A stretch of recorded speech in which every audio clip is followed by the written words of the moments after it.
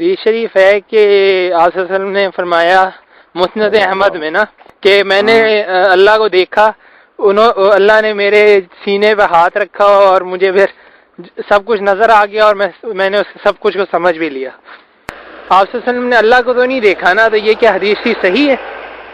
نہیں، اللہ کو نہیں دیکھا۔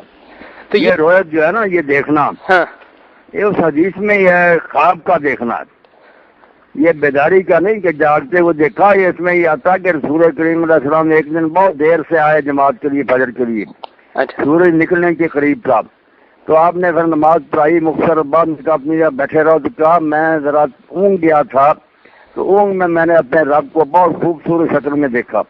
تو رب نے پوچھا کہ یہ ملائے اعلیٰ جو فرشتوں کی سپریم کونسل یہ کس بارے میں بحث مباحثہ کر رہے ہیں؟ تو میں نے کہا میں کوئی نہیں جانتا۔ تو اللہ تعالیٰ نے دستے مبارک رکھا میری پشت پر، اور اس کی ٹھنڈک میں نے پستانوں میں پائی، تو اس سے مجھے ہر شے جو تھی واضح ہوگی، فتجلی علی کل سے۔ یہ بات کو اپنی جگہ سے ہلا کر دوسری جگہ لے جانے والی بات ہے۔ یہ تو بات صرف فرشتوں کی تھی کہ جو بحث کا پہلے پوچھا کہ یہ کس چیز میں بحث کر رہے ہیں، ان کی بڑی کونسل ہے نا ملا الاعلیٰ جی۔ تو میں نے کہا نہیں پتا، کب ہاتھ رکھا تو وہ ہر شے معلوم ہوگی جو فرشتے کر رہے تھے۔ پھر اللہ نے پوچھا کہ اب بتاؤ، میں نے کہا یہ کفارات اور درجات میں بحث کر رہے ہیں کہ وہ کون سے عمل ہیں جن سے گناہ معاف ہوتے جاتے ہیں ربڑ کی طرح، اور وہ کون سی نیکیاں جن سے درجے بلند ہوتے ہیں۔ وہ بیان بھی آپ نے تین چیزیں کی، اور ساتھ فرمایا کہ ایک دعا بھی اللہ تعالیٰ نے مجھے خواب میں سکھائی، بڑی پیاری دعا، اللہم انی اسألک، اس میں حب المساکین اور سارا اس طرح حب الخیرات اور ترک المنکرات وغیرہ۔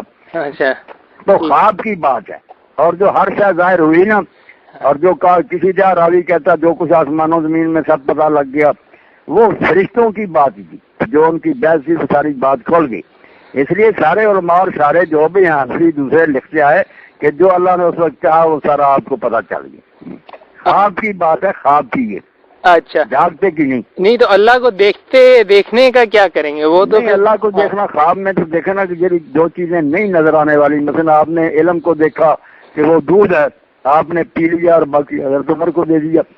لباس دیکھے، کسی کے گھٹنوں تک جائے، کسی کے نیچے تک، حضرت عمر کا پیچھے گھستا آتا تھا، آپ نے فرمایا یہ تقویٰ ہے۔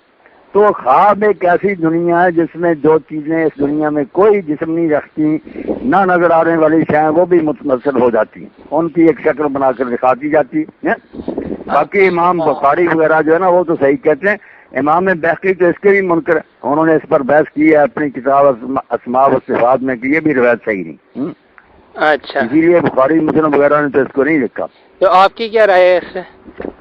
میری رائے تو اگر ماننا تو ماننے کو ایسا حرج نہیں، خواب جو ہے نا اس میں سب کچھ نظر آتا رہتا ہے، وہ حقیقت نہیں ہوتی۔